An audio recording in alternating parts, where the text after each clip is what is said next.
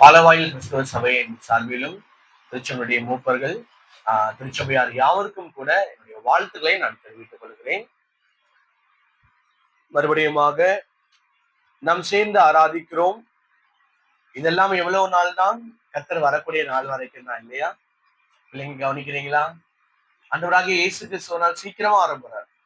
எப்பன்னு தெரியாது. ஆனா இன்னைக்கு ஒருவேளை நீங்க எழுந்து வர்றதுக்கு ஒருவேளை கஷ்டமா இருக்கலாம். அம்மா அப்பா எழுப்பி விடுறாங்க அப்படின்னு சொல்லி எழுந்துக்கிறதுக்கு ரொம்ப கஷ்டமா இருக்கலாம், கோபமா இருக்கலாம். ஆனால் ஒரு நாள் ஆண்டவர் வரும் பொழுது ஆண்டவரை ஏற்றுக்கொண்ட எல்லாருமே அவரோடு கூட வேகமா போயிடுவாங்க. அவங்க வீட்டுக்கு போயிடுவாங்க. யார் வீட்டுக்கு? ஆண்டவர் ஆயத்தம் பண்ணின அவருடைய பிள்ளைகளுடைய வீட்டுல நாங்க எல்லாரும் போயிடுவோம். ஆனா நீங்க அவருடைய வீட்டுக்கு வர முடியுமா? இன்னைக்கு உங்களுக்கு கோபமா இருந்தாலும், உங்களுக்கு பிடிக்காம இருந்தாலும், இந்த இயேசு கிறிஸ்துவுடைய இந்த மரணம் உடைய வாழ்க்கையில நீங்க ஏற்றுக்கல, நீங்க முழுமையா உங்க வாழ்க்கையை ஒப்பு கொடுக்கல அப்படின்னு சொன்னா, உங்களால இயேசு கிறிஸ்து வரும் பொழுது அவரோடு கூட பரலோகத்துக்கு போகவே முடியாது. அதை யோசிச்சு பாருங்க. உங்களை நீங்களே ஒப்பு கொடுங்க. நாங்கள் ஆராதிக்கிற இந்த தேவன் சந்தோஷமாய் சமாதானமா ஒரு நம்பிக்கையோடு ஆராதிக்கிறோம்.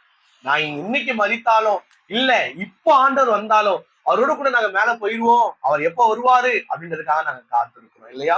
அந்த ஒரு நம்பிக்கை ஆண்டவரை ஏற்றுக்கொண்ட பிள்ளைகளுக்கு எல்லாம் இருக்கு, சந்தோஷம் இருக்கு. உங்களுக்கு அந்த சந்தோஷம் இருக்கா, நம்பிக்கை இருக்கா என்பதை யோசிச்சு பாருங்க. இன்னைக்கும் நம்ம ஒரு முதல் குடும்பத்தை பற்றி நாம் பார்க்க போகிறோம். முதல் குடும்பம் என்று சொன்னாலே ஆதியாகம புத்தகத்துல இல்ல, திருச்சபையினுடைய முதல் குடும்பம். பழைய ஏற்பாட்டுல முதல் குடும்பம் என்று சொன்னால் யாரு இருக்கா? இருக்கீங்களா? ஆதாமும் ஏவாளும், சரியா? புதிய ஏற்பாட்டுல திருச்சபை என்பது முக்கியமானது. படைப்பை எப்படி மனுஷனுக்கு தெரியாதோ அது போல இயேசு கிறிஸ்து இந்த உலகத்துல வரும் வரையுமாக ஆண்டவர் திருச்சபை ஒன்றை உருவாக்க போகிறார் என்று சொல்லி யாருக்குமே தெரியவே தெரியாது. ஏன்னா பழைய ஏற்பாட்டுல திருச்சபை என்பது ஒரு ரகசியமாகவே இருந்தது. இயேசு கிறிஸ்து யாரிடத்திலும் வெளிப்படுத்தவே இல்லை.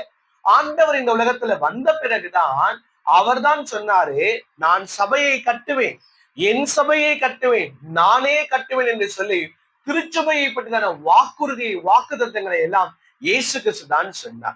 அப்ப ஆண்டவராகிய இயேசு கிறிஸ்து மரித்து உயிரோடு எழுந்த பிறகுதான் திருச்சபை பெந்தெகோஸ்தே நாளிலே ரட்சிக்கப்பட்டவர்களோடு கூட சேர்க்கப்பட்டு உருவாகிறதை குறித்து நாம் வாசிக்க முடியும். அப்படி உருவாகும் பொழுது முதலாவது ரட்சிக்கப்பட்டது 3000 பேர் என்று வாசிக்கிறோம். அடுத்ததாக நாம் வாசிக்கிறது 5000 பேர் சேர்த்துக் கொள்ளப்பட்டார்கள் என்று நாம் வாசிக்கிறோம். இப்படி முதல் திருச்சபை ஆகிய எருசலேம் திருச்சபையில ஆத்துமாக்கள் அதிகமாய் சேர்க்கப்பட்டாங்க. 1000 கணக்கில் ஆத்துமாக்கள் இருந்தாங்க. அப்படி அநேக குடும்பங்கள் இருக்கும் பொழுது முதல் குடும்பத்தை ஆவியானவர் வெளிப்படுத்தி இருக்கிறார். அதைதான் 5ஆம் அதிகாரத்துல நாம் வாசிக்கிறோம். 5ஆம் அதிகாரத்துல அனனியா என்னும் பெயருள்ள ஒருவனும் அவருடைய மனைவியுமாகிய சப்பிராலும் தங்கள் காணியாட்சியை விற்றார்கள் என்று சொல்லி நான் வாசிக்கிறோம். நல்லா கவனிச்சீங்கன்னா இவங்களுடைய சம்பவம் எங்க வருது அப்படின்னா 4ஆவது அதிகாரம் 32 37 வரைக்கும் நம்ம பார்த்தோம் அப்படின்னா அதுல பர்னபாவை குறித்து நாம் வாசிக்கிறோம். பர்னபாவுடைய கொடுத்தல், கிவிங் ஆஃப் பர்னபா, பர்னபாவுடைய கொடுத்தல் இருக்கிறது. 6ஆம் அதிகாரம் 7ஆம் அதிகாரம் இதுல நாம் வாசிச்சோம் அப்படின்னா ஸ்தேவான் கொடுத்தது இருக்கிறது. ஸ்தேவான் தன்னையே கொடுத்தார் என்பதை சொல்லி நாம் பார்க்க முடியும். இந்த ரெண்டு கொடுக்கிறதுக்கு நடுவுல அனனியா சப்பிராலுடைய கொடுத்தல் இருக்கிறதை குறித்து ஆவியானவர் எழுதி வைத்திருக்கிறார். நல்லா வாசிச்சீங்களா? 1 பர்னபா ஆண்டவருக்காக கொடுத்தார். 6ஆம் அதிகாரம் 7ஆம் அதிகாரத்துல ஸ்தேவான் தன்னையே ஜீவனையே கொடுத்தார். அதற்கு நடுவாக அனனியா சப்பிராலுடைய கொடுக்கிறதை குறித்து ஆண்டவர் எழுதி வைத்திருக்கிறார். பர்னபாவுடைய கொடுத்தல் முன்மாதிரியா இருக்கிறது. இந்த ஸ்தேவானுடைய கொடுத்தல் முன்மாதிரியா இருக்குது. அப்படி நடுவாக இந்த முதல் குடும்பத்தை பற்றி ஆவியானவர் எழுதி வைத்திருக்கும் பொழுது நாம் எதையை கற்றுக்கொள்ள வேண்டும் என்பதை தான் ஆவியானவர் எழுதி வைத்திருப்பார். நான் வாசிக்கலாம். அனனியா சப்பிரால் ஆவிக்குரியவங்களா இல்ல மாம்சத்துக்குரியவங்களா? ஹலோ, உன்னாரா? ஆவிக்குரியவங்களா மாம்சத்துக்குரியவங்களா? ரட்சிக்கப்பட்டவங்களா ரட்சிக்கப்படாதவங்களா? ரட்சிக்கப்பட்டவங்க தான். ஆனா ஆவிக்குரியவங்களா மாம்சத்துக்குரியவங்களா வரும்போது மட்டும் மாம்சத்துக்குரியவங்க அப்படின்னு சொல்லி தைரியமா சொல்லிடும், இல்லையா? ஒருத்தவங்க மாம்சத்துக்குரியவங்க என்பது எப்படி தெரியும்? நீங்க ஆவிக்குரியவங்களா இல்ல மாம்சத்துக்குரியவங்களா என்பதை எப்படி தெரியும்? இல்ல நீங்களே எப்படி தெரிஞ்சுக்கிறது? இல்ல மத்தவங்க எப்படி தெரிஞ்சுக்கிறது அப்படின்றத நாம இன்னைக்கு பார்க்க போறோம். முதலாவது குடும்பம், அனனியா சப்பிராவுடைய குடும்பம் ஆவிக்குரிய குடும்பம் தான். எப்போ ஆரம்பிக்கும் போது ஆவிக்குரிய குடும்பம் தான், ரட்சிக்கப்படும் போது ஆவிக்குரிய குடும்பம் தான். இவர்கள் யாரோடு கூட அடையாளப்படுத்தப்படுறாங்க? ரட்சிக்கப்பட்ட ஆயிரமான திருச்சபை விசுவாசிகள் யாரும் ஒருத்தவங்க தான், அனனியா சபிராலும் ஒருத்தவங்க. அப்போஸ்தலருடைய உபதேசத்தை கேட்கும் பொழுது யாரும் கேட்டாங்க, அனனியா சபிராலும் கேட்டாங்க. எல்லாரும் ஆண்டவருக்காக பிரயாசப்படும் பொழுது இவங்களும் பிரயாசப்பட்டாங்க.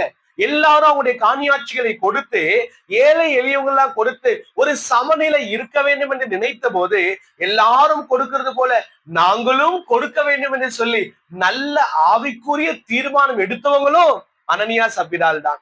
ஆனால் நான் மாம்சத்துக்குரியவனா ஆவிக்குரியவனா என்பதை யார் வெளிப்படுத்தும் என்று சொன்னால் ஒரு சூழ்நிலை தான் வெளிப்படுத்தும், இல்லையா? பாருங்க, முதலாவது வசனத்துல வாசிக்கும் பொழுது நமக்கு நல்லா அவங்க மாம்சத்துக்குரியவங்களா ஆவிக்குரியவங்களா என்பது தெரியவே தெரியாது. அனனியா என்னும் பெயருள்ள ஒருவனும் அவருடைய மனைவியாகிய சப்பிராலும் தங்கள் காணியாட்சி விற்றார்கள் என்று நாம் வாசிக்கிறோம். அது வரைக்கும் இவங்க யாருதான்? ஆவிக்குரிய ஒரு நல்ல விசுவாசி தான். சபைக்கு வர்றது, பாட்டு பாடுறது, ஸ்தோத்திரம் சொல்றது, ஆராதிக்கிறது, கொடுக்கிறது, சாப்பாடு பரிமாறுறது, இப்படி எல்லாத்துலயும் எல்லா விதத்திலயும் மற்றவங்களை போலவே இருந்தாங்க. அவங்க தீர்மானம் நல்ல தீர்மானம், ஆண்டவருக்காக கொடுக்கணும் அப்படின்ற ஒரு தீர்மானம், ரொம்ப நல்ல தீர்மானம். ஆனால் எப்ப அவங்க மாம்சத்துக்குரியவங்களா வெளிப்படுத்தப்படுறாங்க அப்படின்னா 2வது வசனம் தான் வெளிப்படுத்துகிறது. தன் மனைவி அறிய அவன் கிரயத்திலே ஒரு பங்கை வஞ்சித்து வைத்து ஒரு பங்கை கொண்டு வந்து அப்போஸ்தலருடைய பாதத்தில் வைத்தான் என்று நாம் வாசிக்கிறோம். இப்படி சொல்லும் பொழுது 3ஆம் வசனத்திலே பேதுரு கேட்கிறாரு, அனனியாவே, நிலத்தின் கிரயத்தில் ஒரு பங்கை வஞ்சித்து வைத்து பரிசுத்த ஆவினிடத்தில் பொய் சொல்லும்படி சாத்தான் உன் இருதயத்தை நிரப்பினது என்ன என்று நாம் வாசிக்கிறோம். முதலாவது வஞ்சித்து வைத்தார்கள் என்று நாம் வாசிக்கிறோம். 2வது வாசிக்கிறது சாத்தான் அவனுடைய இருதயத்தை நிரப்பினார் என்று வாசிக்கிறோம். 3வது பரிசுத்த ஆவியானவருக்கு விரோதமான துணிகரமான பாவத்தை செய்தார்கள் என்று நாம் வாசிக்கிறோம். இது எப்படி நடைபெற்றது? எப்பொழுது நடைபெற்றது என்று சொன்னால் ஒரு சூழ்நிலை வந்த போதுதான். நல்லா கவனிச்சீங்களா? நிலத்தை விற்கணும்னு சொல்லும் பொழுது இவங்களுக்குள்ள என்ன இல்ல? பாவம் இல்ல, வஞ்சிக்கிறது இல்ல. நிலத்தை கையில பத்திரத்தெல்லாம் கையெழுத்து போட்டுட்டு பணத்தை கையில வாங்கும் போது இல்ல. வீட்டுக்கு போனதுக்கு அப்புறம் எல்லாத்தையும் கொடுத்துட்டோம்னா என்ன ஆகுறது? நம்ம எதிர்காலத்துக்கு என்ன பண்றது? யாரு நமக்கு போஷிப்பா? பேதுருவா நம்ம வீட்டுக்கு வந்து சாப்பாடு போட போறாரு, நம்ம கொஞ்சம் எடுத்து வைப்போம் அப்படின்னு சொல்லிட்டு அந்த விற்ற பங்கிலே ஒரு பங்கை மாத்திரம் திருட்டளவாய் வஞ்சித்து வைத்து மறைக்க வேண்டும், பொய் சொல்ல வேண்டும் என்று சொல்லி, யாருக்கும் தெரிய வேண்டாம் என்று சொல்லி தங்களுக்குள்ளாக தீர்மானம் எடுத்து தன் மனைவியும் அறிய அவர்கள் செய்ததை குறித்துதான் நாம் இங்கே வாசிக்கிறோம். தேவ பிள்ளைகளே, உங்களுடைய வாழ்க்கையில நீங்கள் ஆவிக்குரியவங்க தான். எது வரைக்கும் தெரியுமா? பணமோ ஒரு சூழ்நிலையோ உங்ககிட்ட வர வரைக்கும் நம்ம பல நேரங்கள்ல ஆவிக்குரியவங்க தான். சில பேர் சொல்றதை பார்த்திருக்கீங்களா? ஆண்டவருக்காக வேலை கிடைக்கிற வரைக்கும் ஆண்டவர்கிட்ட ஓடுவாங்க, பிரயாசப்படுவாங்க, ஜெபிப்பாங்க, வேதத்தை வாசிப்பாங்க, உபவாசம் இருப்பாங்க, எல்லா ஊழியத்திலும் கலந்துப்பாங்க. ஆண்டவர் மட்டும் எனக்கு வேலை கொடுத்துட்டாருன்னா நான் அதுக்கப்புறம் எல்லாமே ஆண்டவருக்காக செய்வேன் பிரதர், ஆண்டவருக்காக செய்வேன். ஆனா வேலை கிடைச்சிருச்சுன்னா இருக்கீங்களா? ரொம்ப பிஸியா இருக்கேன் பிரதர், வேலைக்கு வரணும்னு சொல்லிட்டாங்க பிரதர், வேலைக்கு வரலன்னா வேலையில இருந்து எடுத்துருவாங்களாம், கொஞ்ச நாள் போனாதான் ப்ரொமோஷன் கொடுப்பாங்களாம், சண்டே முடிச்சுட்டு போயிடுறேன்னு சொல்லிட்டு போறவரு, அடுத்தது காணிக்க போட்டு போயிடுறேன்னு சொல்றவரு, அதுக்கப்புறம் சண்டேவே இருக்காம வேற ஒரு நாள் ஆராதனை வச்சா கூட நல்லா இருக்குமே சொல்லிட்டு போயிடுவாங்க, இல்லையா? யோசிச்சு பாருங்க, நம்முடைய வாழ்க்கையில ஒரு சூழ்நிலை தான் நாம் ஆவிக்குரியவர்களா அல்லது மாம்சத்துக்குரியவர்களா என்பதை தீர்மானம் செய்யும். உலகத்துக்கு முக்கியத்துவம் கொடுக்கிறவர்களா, தேவனுக்கு முக்கியத்துவம் கொடுக்கிறவங்களா என்பதை ஒரு சூழ்நிலை முடிவு பண்ணும். உங்களுடைய வாழ்க்கையில பணம் முடிவு பண்ணும், பதவி முக்கியம் முடிவு பண்ணும், ஒரு திருமண வாழ்க்கையை முடிவு பண்ணும், உங்களுடைய வேலை முடிவு பண்ணும். நீங்க எப்படிப்பட்டவங்களா இருக்கிறீங்க என்பதை நீங்க யோசிங்க. கர்த்தருக்கு எவ்வளவு முக்கியத்துவம் கொடுக்குறீங்க? கர்த்தருடைய நேரத்துக்கு நம்ம எவ்வளவு முக்கியத்துவம் கொடுக்கிறோம்?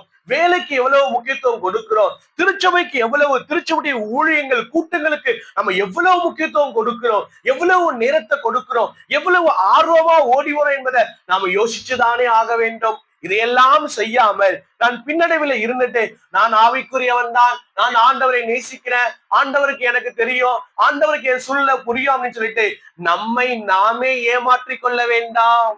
நம்மை நாமே ஏமாற்றிக் கொள்ள வேண்டாம்.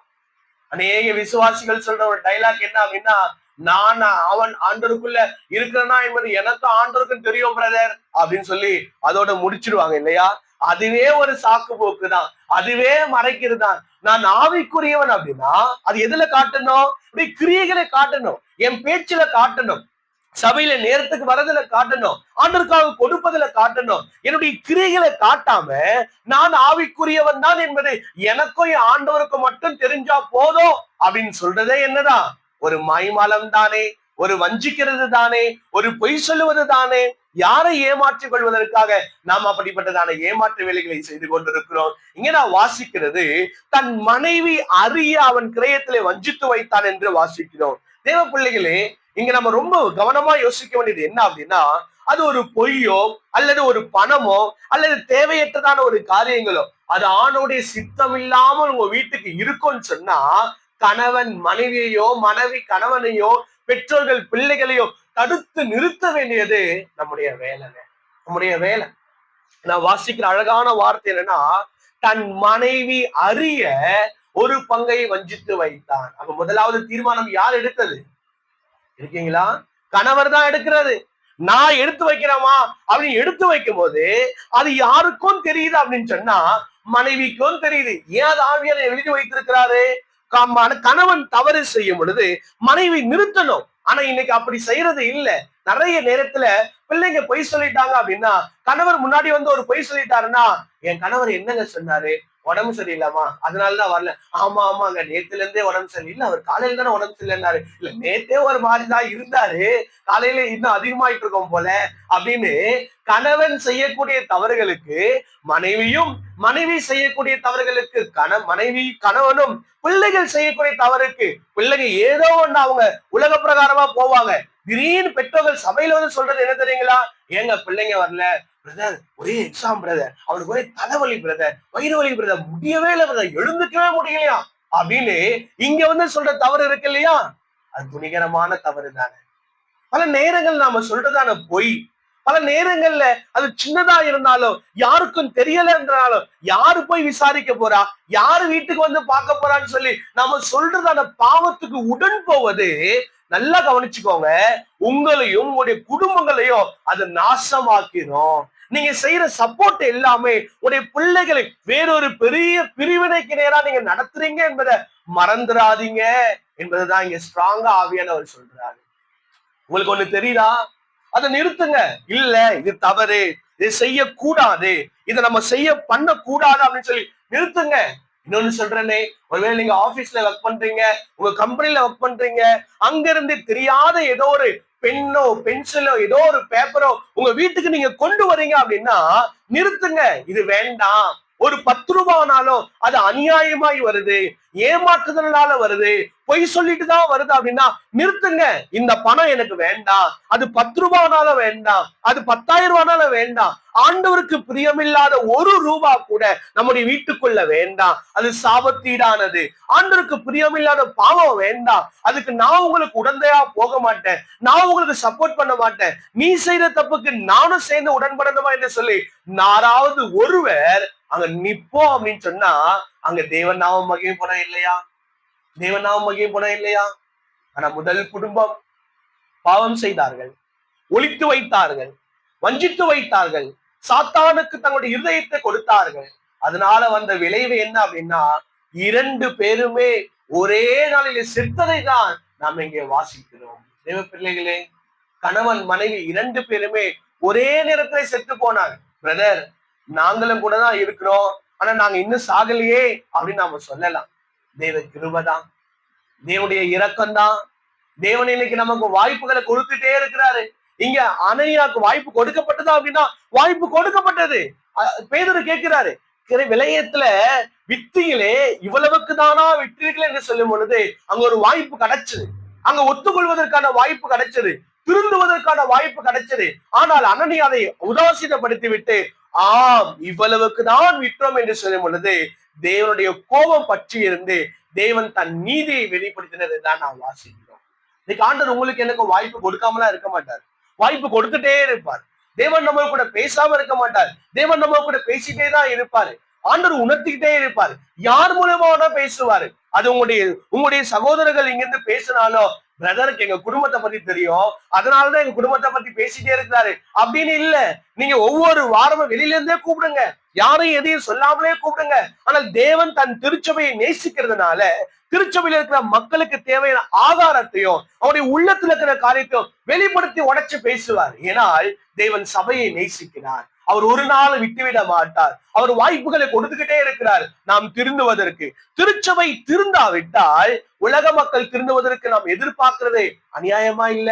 நாம் இன்னைக்கு நாம் ஒழுங்காக மாறாவிட்டால் உலக மக்கள் ஒழுங்கான வாழ்க்கையை வாழ வேண்டும் என்று நாம் ஆதங்கப்படுவதில் தவறுதானே? நம்முடைய வாழ்க்கை என்ன? அவைக்குரியவர்கள் என்று சொன்னாலும் உங்களுடைய சிந்தையை யார் நிரப்பி இருக்கிறது? உங்களுடைய பேச்சை யாரு நிரப்பி இருக்கிறது? உங்களுடைய செயல்களை யார் கட்டுப்படுத்தி இருக்கிறது? எதை சொல்வதற்கு நீங்க பிரயாசப்படுறீங்க? பொய் சொல்வதற்கா, மறைப்பதற்கா, எல்லாவற்றையும் சாக்கு போக்கு சொல்வதற்கா, அல்லது பாவம் செய்கிற உங்களுடைய வீட்டுக்காரங்களோடு கூட உடன்பட்டு சப்போர்ட் பண்றதுக்கு நீங்கள் கட்டுப்படுத்தப்பட்டிருக்கிறீங்களா? சாத்தான் உங்களுடைய இருதயத்தை நிரப்பி இருக்கிறானா என்பதை யோசிச்சு பாருங்க. முதல் குடும்பம் செய்த முதல் தவறை தான் நாம் இங்கே வாசிக்கிறோம். உங்களுடைய வாழ்க்கையில இதுவரைக்கும் நல்லாதான் இருப்பீங்க. ஒரு சூழ்நிலை, ஒரு பணம், ஒரு வேலை, ஒரு நபர், ஒரு நண்பன், ஒரு பொருள், எது வேண்டுமானாலும் உங்களுடைய வாழ்க்கையை மாற்ற முடியும். ரொம்ப ஜாக்கிரதையா இருங்க, ரொம்ப ஜாக்கிரதையா இருங்க. இந்த இடத்துல நான் வாசிக்கிறது என்ன தெரியுங்களா? நம்முடைய செய்கிற பாவத்துக்கு நாம தான் விலை கொடுத்தே ஆகணும் இல்லையா?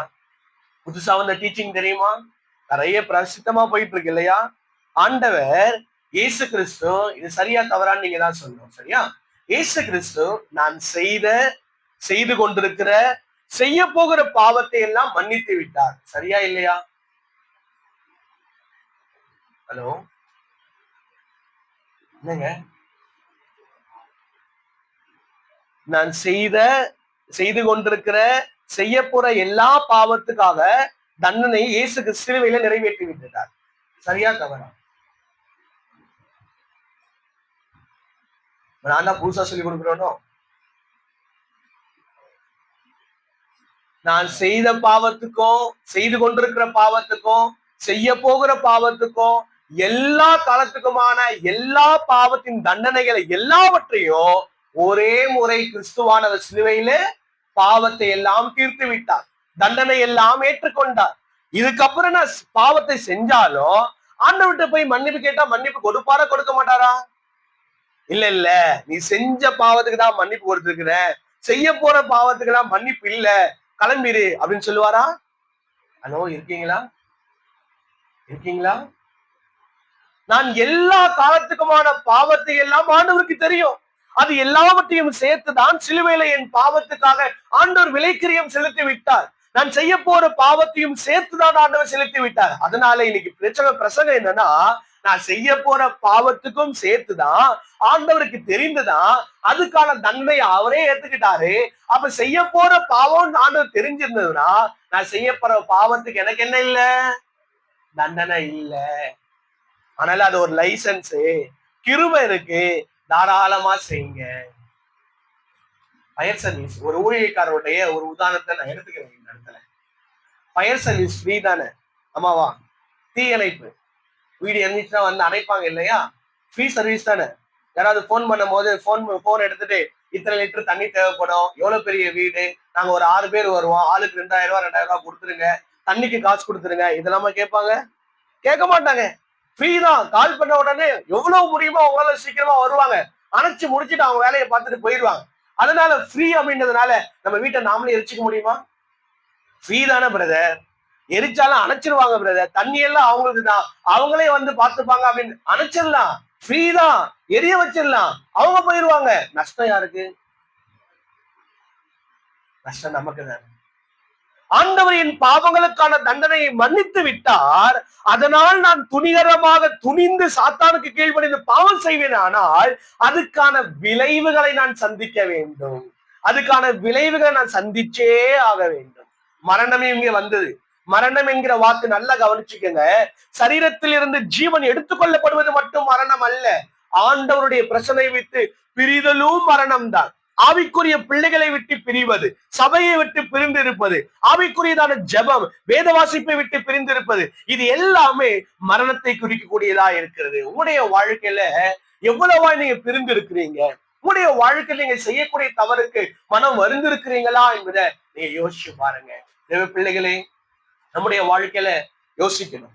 நம்முடைய வாழ்க்கையில முதல் குடும்பத்தை ஆண்டவர் காண்பித்திருக்கு. அவனுக்கு கொடுக்கிறது எப்படி இருந்தது, அவங்க மாம்சத்துக்குரியவர்களாய் மாறினார்கள் என்பதை குறித்து நான் வாசிக்கிறோம். இங்க நான் ஒரு வார்த்தை சொல்ல விரும்புறேன். முதல் குடும்பத்துக்கு நடந்ததும் இரண்டாவது குடும்பத்துக்கு நடந்ததும் ஒண்ணுதாங்க. உலகத்துல முதல் குடும்பம் ஆதாம் ஏவாள். சபையினுடைய முதல் குடும்பமாக வெளிப்படுத்தப்பட்டது அனனியா சபிராளுடைய குடும்பத்தை வாசிக்கிறோம். அங்கே தோட்டத்துக்குள்ள யார் நுழைஞ்சா? சாத்தான் நுழைஞ்சான். இங்கே உங்களுடைய இருதயத்துக்குள்ள யார் நுழைஞ்சா? சாத்தான் நுழைஞ்சதை வாசிக்கிறோம். அங்கே நான் வாசிக்கிறது, ஒருவர் இன்னொருவரை நிறுத்தவில்லை. ஆதாம் ஏவாளை தடுத்து நிறுத்திருக்கணும் இல்லையா? இல்லம்மா, எனக்கு வேண்டாம், இதை நம்ம சாப்பிடக்கூடாதுன்னு சொன்னாங்க. இங்க சபிரால் தன் கணவனாகிய அனனியாவை நிறுத்திருக்கணும். இல்ல, நீ சாப்பிடக்கூடாது என்று சொல்லி அங்க நிறுத்திருக்கணும், நிறுத்தல. மூணாவதா நான் வாசிக்கிறது என்ன தெரியுங்களா? ஆதாம ஏவாளும் பாவம் செய்த பிறகு தங்களை தாங்களே ஒழித்து கொண்டார்கள் என்று நான் வாசிக்கிறோம். இங்க நான் வாசிக்கிறது, கிரயத்தில் ஒரு பங்கை ஒழித்து வைத்தார்கள் என்று சொல்லி நான் வாசிக்கிறோம். அடுத்ததாக நாம் அங்கே வாசிக்கிறது, தேவன் நீதியை வெளிப்படுத்தினார், தேவன் தண்டித்தார்.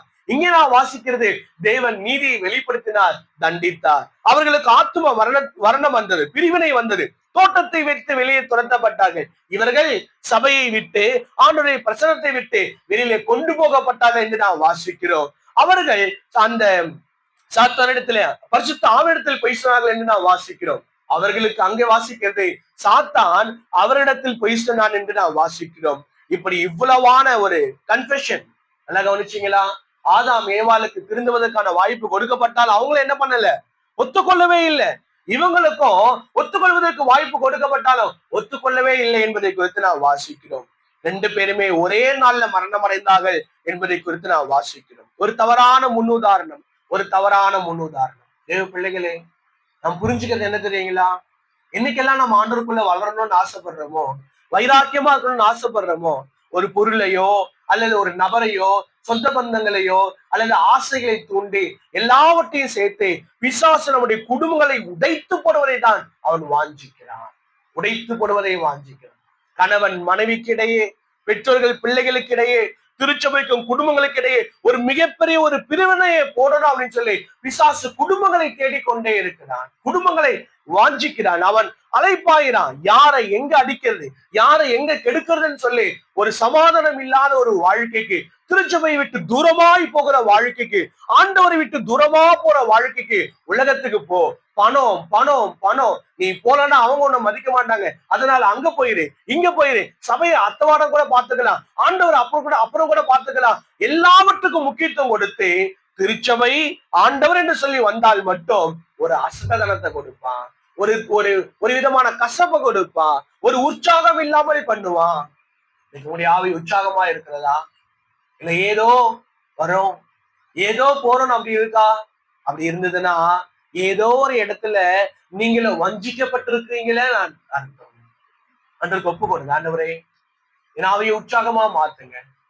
இன்னைக்கு ஏன் திருச்சபையில ஆண்டவருக்கு எண்ணிக்கை அல்ல முக்கியம், குடும்பங்களுடைய தரங்கள் தான் முக்கியம் இல்லையா? சொல்லுவாங்க இல்லையா, ஆண்டவருக்கு குவான்டிட்டி அல்ல முக்கியம், குவாலிட்டி தான் முக்கியம். எத்தனை பேர் இருந்தாங்கப்பா உங்க திருச்சபையில?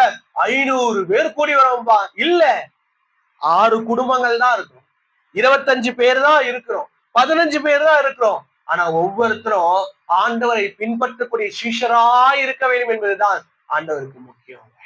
ஆண்டவருக்கு முக்கியம். உங்களுடைய குடும்பம் முக்கியம், உங்களுடைய பிள்ளைகள் முக்கியம், உங்களுடைய தீர்மானங்கள் முக்கியம். அதனாலதான் ஆண்டவர் இன்றைக்கு உங்க கூட இரக்கமாய் பேசிக்கொண்டே இருக்கிறார், உங்களோட கூட அமைதியாய் பேசிக்கொண்டே இருக்கிறார், உன் வாழ்க்கையில கிருபையை காண்பித்துக் கொண்டு பொறுமையாய் இருக்கிறார். இன்னைக்கு நீ மனம் திரும்ப மாட்டியா? உங்க குடும்பத்துல இன்னைக்கு நீங்க முழுசா ஒப்பு கொடுக்க மாட்டீங்களா? சபைக்கு மிகுந்த பிரயோஜனமா மாற மாட்டீங்களான்னு சொல்லி ஆண்டவர் நம்மோடு கூட பேசிக்கொண்டே இருக்கிறார். ஆனால் மறைத்து மறைத்து மறைத்து வைப்போம் அப்படின்னு சொன்னா, ஆண்டவருடைய காரியங்கள்ல உள்ள ஒண்ணு வெளியில ஒண்ணு செயல்படுவோம்னு சொன்னா எவ்வளவு நாள் ஆண்டவருக்கு மறைக்க முடியும்? இல்ல, எத்தனை நாள் மனுஷனுக்கு மறைச்சிடலாம், எத்தனை நாள் நீங்க ஆண்டவருக்கே மறைச்சலாம்னு சொல்லி நம்ம தீர்மானம் பண்ண முடியும்னு சொல்லி கொஞ்சம் யோசிச்சு பாருங்க. முடியாதுங்க. ஆண்டவரத்துல ஒன்றையும் ஒருவரால மறைத்து ஓட முடியாது.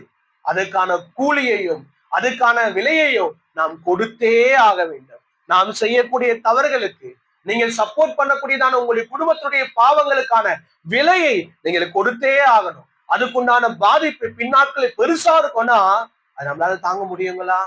முடியாது. அது வேண்டாம். அது எதுவா இருந்தாலும் ஆண்டோடைய நீதிக்காக அதை நிறுத்துவோம். நம்முடைய குடும்பத்தை காப்பாற்றுவதற்கு நாம நிற்போம். ஜெபத்தில் ஆண்டவர் கூட மறுபடியுமாக சேருவதற்காக ஒப்பு கொடுக்கிறதை நாம் செய்வதற்கான கிருபையை தேவன் நமக்கு தருவாராக.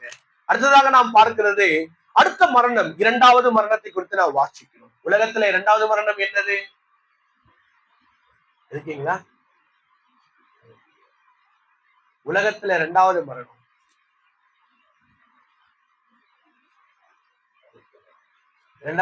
எந்த புஸ்தகம்?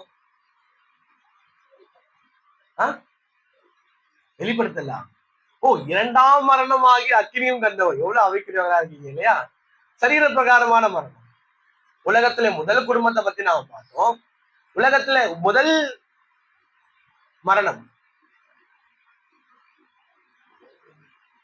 முதல் குடும்பத்தினுடைய பிள்ளைகள் தான் காயினும் ஆபேலும். காயின் ஆபேலை கொன்று போட்டான் என்று வாசிக்கிறோம். கொலையை குறித்து வாசிக்கிறோம். திருச்சபையுடைய இரண்டாவது மரணமும் ஒரு கொலைதான். யார் யாரை கொண்டது அப்படின்னா சகோதரர்களே ஸ்தேவான கொலை பண்ணாங்க. அப்படின்னா இஸ்ரவேல் ஜனங்கள். நல்லா வாசிக்கிறோமா? பாருங்க, 7வது வசனத்துல 7ஆம் அதிகாரத்தை எடுத்துக்கொள்ளுங்க. 7ஆம் அதிகாரத்தினுடைய 54ஆம் வசனத்தை வாசிக்கலாம்.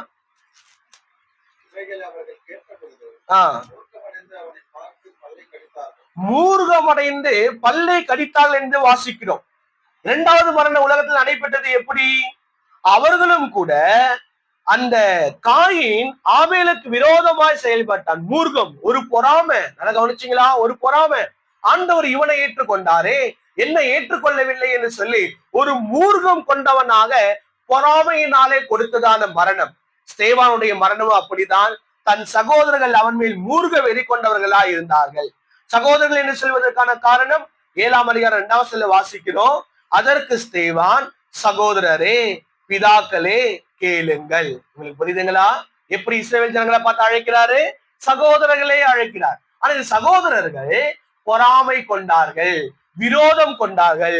விரோதம் கொண்டு எழும்பி அவருக்கு விரோதமாய் கொலை செய்தார்கள் என்று சொல்லி நாம் வாசிக்கிறோம். அல்ல கவனிச்சீங்க அப்படின்னா இந்த காயின் தன் சகோதரனாகிய ஆபேலை கொலை செய்தான்.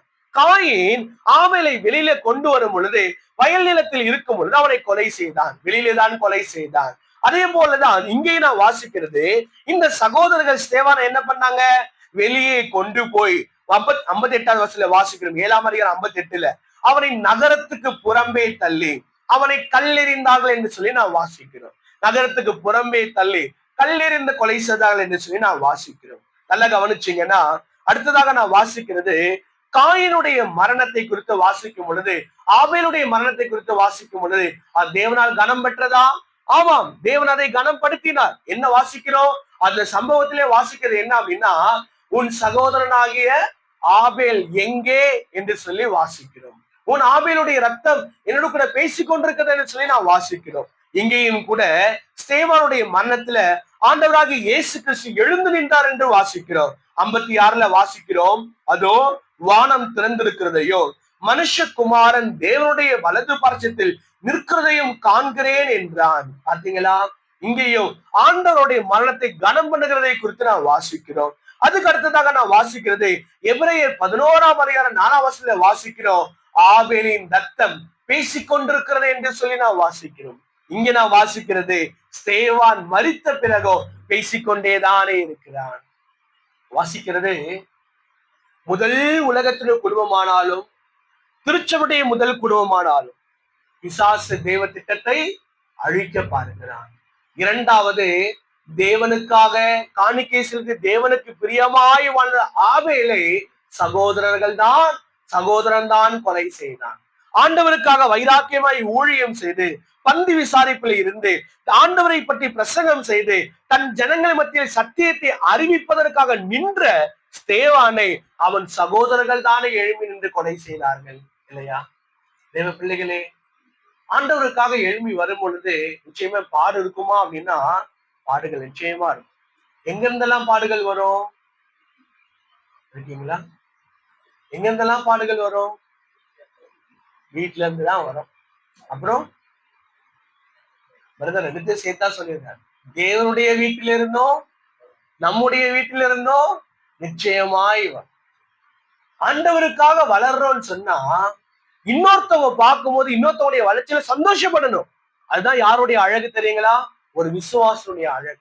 ஒரு விசுவாசி ஒருத்தவங்க வளரும் பொழுது, அவங்க பொருளாதார ரீதியாலேயோ இல்ல ஆவிக்குரிய வாழ்க்கையில வளரும் பொழுது சந்தோஷப்படணும். அது ஆவிக்குரிய வாழ்க்கையில அவங்க ஆரோக்கியமா இருக்காங்க என்பது அர்த்தம் இல்ல.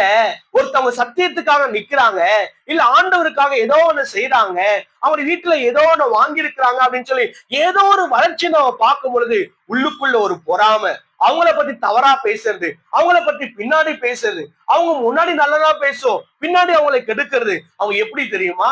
அவங்க இப்படி, அவங்க அது சரியில்லை இது சரியில்லை, அவங்க அப்படி இருந்தாங்க இங்க அப்படி இருந்தாங்கன்னு சொல்லி பின்னாடி நீங்க பேசுறவங்களா இருந்தோம்னு சொன்னா ஆவிக்குரிய வாழ்க்கையில ஆரோக்கியம் இல்லாதவங்களா நாம இருக்கிறோம்னு சொல்லி அர்த்தம். புரிஞ்சுங்களா? அப்படிப்பட்டவங்களுக்கு தேவன் சொல்றது என்ன தெரியுங்களா? அவங்களால மத்தவங்க யாரும் சந்தோஷமா இருக்கவே முடியாது. அது ஒரு வியாதி. பொறாம, அவங்கள பத்தி தூஷணமா பேசுறது, பின்னாடி பேசுறது, அவங்களுடைய வளர்ச்சியில பிடிக்காம கோவப்படுறது, உள்ளுக்குள்ளே அந்த வஞ்சனையை வைத்துக் கொண்டே செயல்படுறது, பார்க்கும்போது ஸ்தோத்திரம் சொல்றது, ஆனால் அவங்களுடைய பின்னாடி இருக்கும் பொழுது அவங்கள பத்தி ஒரு விதமான கசப்பு நம்முடைய வாழ்க்கையில இருக்கும்னு சொன்னா உங்க வாழ்க்கையில ஆவிக்குரிய வாழ்க்கையில நீங்க ஆரோக்கியமா இல்ல, நோய்வாய்ப்பட்டிருக்கீங்கன்னு அர்த்தம். அந்த நோய் உங்களை மட்டும் விடாது, உங்க குடும்பத்தையும் தாக்கும், பக்கத்துல இருக்க இன்னொரு விசுவாசியை தாக்கும். இது சேர்ந்து அந்த திருச்சபையும் அந்த குடும்பம் என்ன பண்ணாங்கன்னா நோய்வாய்ப்பட்டதா மாறிடும்.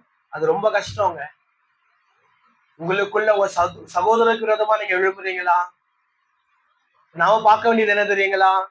நானும் வளரணும், நானும் கற்றுக்கொள்ளணும், நானும் என் திருச்சபைக்கு பிரயோஜனமா இருக்கணும்னு சொல்லி இன்னொருத்தவனுடைய வளர்ச்சியில் நாம் பாடத்தை கற்றுக்கொண்டு நாங்களும் இப்படி இருக்க வேண்டும் என்று பிரயாசப்படணும், நாங்களும் இப்படி இருக்க வேண்டும் என்று ஜெபம் பண்ணணும், மற்றவங்களை போய் தட்டி கொடுக்கணும், பாராட்டணும். ஆனா இங்க நடந்தது என்ன தெரியுங்களா?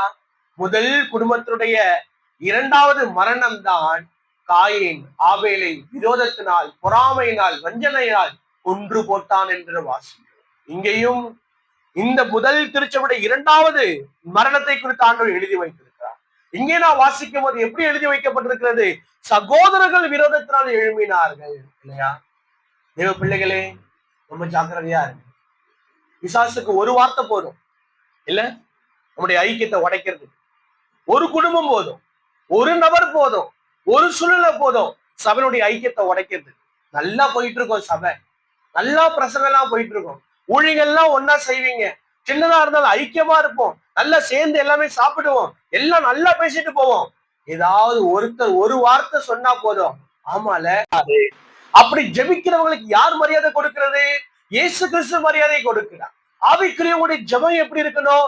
இயேசு கிறிஸ்துவை போல இருக்கணும். இயேசு கிறிஸ்து சிலுவையில சொன்னார் இல்லையா, பிதாவே இவர்கள் அறியாமல் செய்கிறார்கள், இவர்களை மன்னியும் என்று சொல்லி அவர் காயப்பட்ட அடி வாங்கி இருக்கும் பொழுதுதான் ஜெபித்தார்.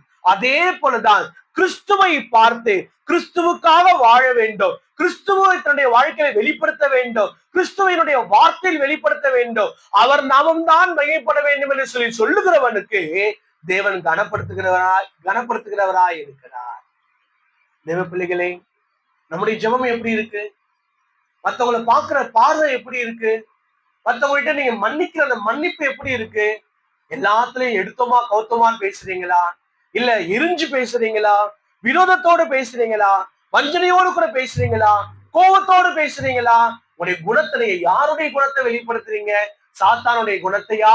அல்லது மறுபடியும் நமக்காக மறுபடியும் உயிரோடு எழுந்து நமக்குள் ஜீவனை கொடுத்துக்கிறதான சிருஷ்டிகத்தராகிய கத்தராகிய இயேசு கிறிஸ்துவின் நீதியை வெளிப்படுத்தி காட்டுறோமா? யோசிச்சு பாருங்க. நம்முடைய இலக்கை என்னதான்? கிறிஸ்துவனுடைய குணத்தை வெளிப்படுத்தி காட்டுவதுதான் நம்முடைய இலக்கு. நம்முடைய வார்த்தை, நம்முடைய ஜெபம், நம்முடைய பேச்சு, நம்முடைய மன்னிப்பு, மறுபடியும் நன்மை செய்வது எல்லாமே கிறிஸ்துவை தான் வெளிப்படுத்தும். நமக்கு நாமே வச்சுக்கிறது என்ன தெரியுங்களா? நம்ம நிறுத்துவோம், நம்ம பேச வேண்டாம், நம்ம கொடுக்க வேண்டாம். அப்பதான் உங்களுக்கு என்ன பண்ணும்? புத்தி ஏறும். அப்படிதானே பல நேரங்கள்ல பண்றோம். சொல்லுங்க பிரதர், நீங்களும் திட்டுங்க, அப்பதான் அவங்களுக்கு உணருவாங்க. இல்லைன்னா அவங்க உணரவே மாட்டாங்க. அவங்களுக்கு கொஞ்சம் ஒதுக்கி வைங்க, அவங்களுக்கு எதுவுமே கொடுக்காதீங்க, அவங்களுக்கு தூரமா வைங்க, அவங்களுக்கு சாப்பாடு போடாதீங்க, அன்பு காட்டாதீங்க, அப்பதான் உணருவாங்கன்னு சொல்லி இது யாருடைய பவுண்டரி? நமக்கு நாமே அமைச்சுக்கிட்டு. ஆனா ஆண்டவர் அப்படி பண்றாரா? அப்படி ஒரு நாளும் பண்றது இல்லையே. நமக்கு அப்படி பண்றாரா? அவர் அப்படி பண்றது இல்லையே. அவருக்கு விரோதமா பண்றவங்களுக்கு அப்படி பண்றாரா? இல்லையே. நீங்க கோவப்பட்டுதான், உங்களை விரோதத்தை காட்டிதான், நீங்கள் கசப்பா மறுபடியும் அவங்களை பதிலுக்கு பதில் பேசி பழிவாங்கிதான் ஒருத்தவங்க திருத்தணும்னு நினைச்சீங்க அப்படின்னா அது ஒரு நாளும் முடியாது. இன்னும் அந்த பிரச்சனை அதிகமா தான் மாறும். அந்த பிரிவினை அதிகமா தான் மாறும். அந்த இடைவெளி இன்னும் அதிகமா தான் மாறும். ஆனா மன்னிப்புக்காக ஜெபம் பண்ணி பாருங்க. ஆண்டவரே, நான் எவ்வளவு காயப்பட்டாலும், எவ்வளவு வலி வேதனைகளை சகிச்சாலும், எனக்குள்ள இருக்கிறதான கிறிஸ்துவை, மன்னிப்புக்கான கிறிஸ்துவை வெளிப்படுத்த உதவி செய்யுங்க. ஆண்டவரே, உம்முடைய பேச்சை நான் வெளிப்படுத்த உதவி செய்யுங்க. மற்றவருடைய ஆசீர்வாதங்களுக்காக நான் ஜெபிக்கக்கூடியவனா இருக்க உதவி செய்யுங்கன்னு சொல்லி ஜெபிச்சு பாருங்க. அது யாருடைய நாமம் மையப்படும் தெரியுமா? அவனுடைய நாமம் மையப்படும். ஸ்தேவான் அப்படி செய்ததனால்தான் இன்றைக்கும் அவன் பேசிக்கொண்டே இருக்கிறான் என்று சொல்லி நான் வாசிக்கிறோம். அவனுடைய மரணம் கிறிஸ்துவுக்கு ஏற்ற மரணமாக, ஒப்பான மரணமாக, கிறிஸ்துவை வெளிப்படுத்திய ஒரு மரணமாக இருந்தது. ஆண்டவர் எழுந்து நின்று அவனை வரவேற்றார் என்று வாசிக்கிறோம். அங்கே நான் வாசிக்கிறது நம்முடைய வாழ்க்கை எப்படி வாழணும் நீங்க நினைக்கிறீங்க? 2 பேரை குறித்து நாம பார்க்கிறோம் இல்ல. ஒண்ணு அனனியா சப்பிராலை பற்றி வாசிக்கிறோம். அவங்களும் மரணிச்சாங்க. இங்கே ஸ்தேவானை குறித்து வாசிக்கிறோம். இவரும் மரணம் அடைந்தார். ஆனா வாழ்க்கை மரணத்துக்கு முன்னாடி எப்படி வாழ்றோம், எப்படிப்பட்ட ஒரு மரணம் அடைகிறோம் அப்படின்றதுதான் நாம இங்க யோசிக்க வேண்டியது. இந்த 2 பேருக்கும் இடையே ஒரு ஒப்பினை நாம போடுவோமா? இந்த 2 மரணத்துக்கும் இடையேதான வித்தியாசங்களை நம்ம போடுவோமா? முதலாவது என்ன தெரியுங்களா? அனனியா சப்பிராலுடைய மரணம் பொய்யினுடைய விளைவாய் இருக்கிறது. கரெக்டா? பொய்யினுடைய விளைவுதான் அன்னியா சப்பிராலுடைய மரணம். ஆனா ஸ்தேவானுடைய மரணம் சத்தியத்துக்காக பேசினதுனால, சத்தியத்துக்காக நின்றதுனாலதான் அந்த மரணம் தான் ஸ்தேவானுடைய மரணம். நல்லா கவனிச்சுக்க. பொய் சொன்னாதான் பாடுகள் வரும் அப்படின்றது மட்டும் இல்ல, சத்தியத்துக்காக நின்னாலும் கூட பாடுகள் வரும். சபையை நடத்துறவங்களோ, பொறுப்பா இருக்கவங்களோ, இவங்களுக்கு இது பிடிக்கும், இது பிடிக்காது, இதை செய்யறதுனால, நான் இப்படி கோவப்படுறதுனால, இப்படி நான் டிசிப்ளினா இருக்கிறதுனால, சபையார் என்ன ஒரு மாதிரி பேசுறாங்க அப்படின்னு சொல்றதுனால நாம என்ன பண்ண தேவையில்ல, நிறுத்த வேண்டாம். ஆண்டவர் யாருக்கிட்ட கணக்கு கேட்க போறாரு அப்படின்னு சொன்னா சபை நடத்துறேன்னு தான் கணக்கு கேட்பாரு. நான் உன்கிட்ட என் மந்தையை கொடுத்தேன், நீ எப்படி அவங்களை வளர்த்திருக்கிற, நீ அவங்களை எப்படி கடினமா நடத்திருக்கிற, நீதியின் பாதையில் நடத்திருக்கிற, எல்லா பொறுப்பும் உன்கிட்ட தானே இருக்குன்னு சொல்லி ஆடுகளுக்கான பதிலையும் கணக்கையும் மந்தையை மேய்க்கிற மெய்ப்பாளர்களுக்கு தான் ஆண்டவர் கேட்கக்கூடியவங்களா இருப்பாரு. இங்க ஸ்தேவான் சத்தியத்துக்காக நின்றார். யாரு என்ன சொன்னாலும் பரவாயில்ல, யார் எதிர்த்து நின்னாலும் பரவாயில்ல, நான் சத்தியத்துக்காக தான் நிற்பேன்னு சொல்லி சத்தியத்துக்காக நின்றாரு. அனனியா சப்பிராலுடைய மரணம் 5ஆம் அதிகாரம் 3ஆம் வசனத்துல வாசிக்கிறது என்ன தெரியுங்களா? அவங்க சாத்தான் தங்களுடைய இருதயத்தை நிரப்புவதற்கு ஒப்பு கொடுத்தாங்கன்னு சொல்லி வாசிக்கிறோம். ஆனால் 2ஆம் அதிகாரம் 2வது மரணத்தை பத்தி வாசிக்கும் பொழுது 6வது அதிகாரம் 5வது வசனத்துல நான் வாசிக்கிறோம். வாசிக்கலாங்களா? 6ஆம் அதிகாரம் 5வது வசனத்துல வாசிக்கிறோம்.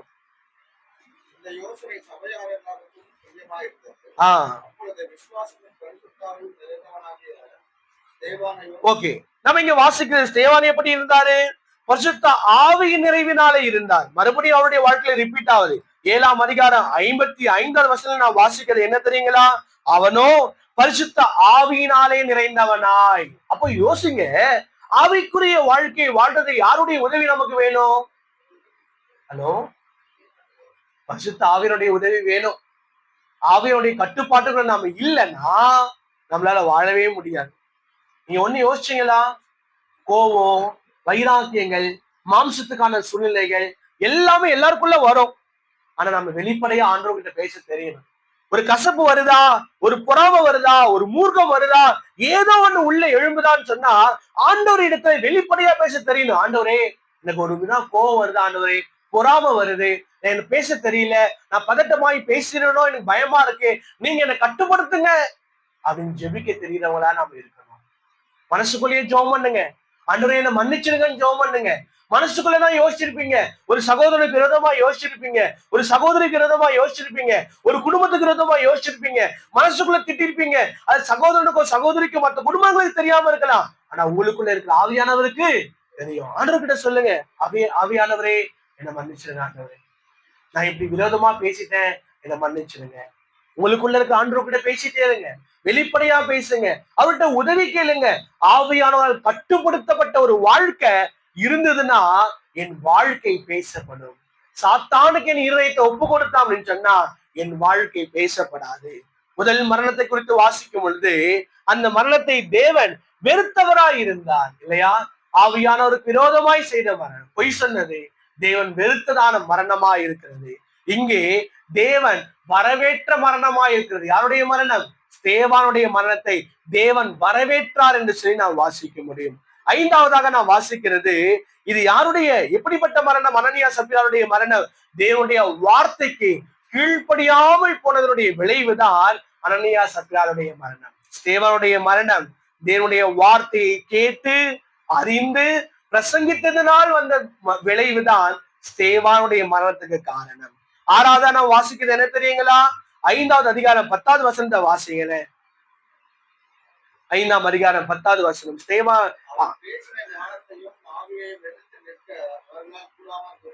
5:10.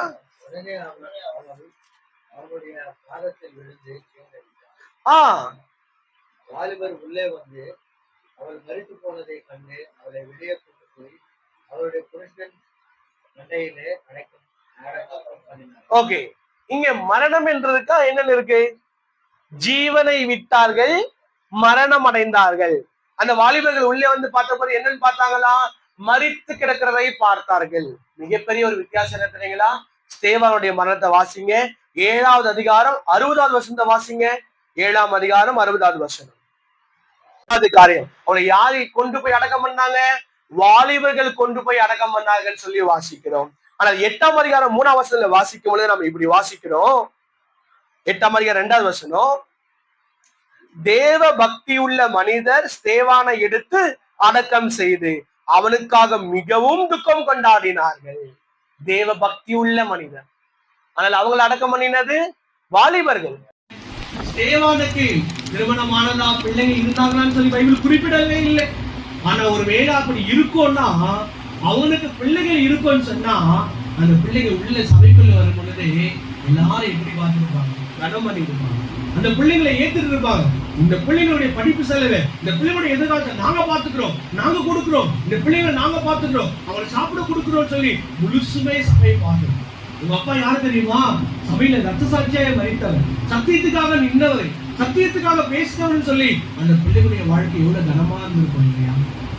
இது நாம பண்ணக்கூடிய செயல் நம்மோடு கூட முடிந்து போவாது, யாரோடு கூட நிற்கும்?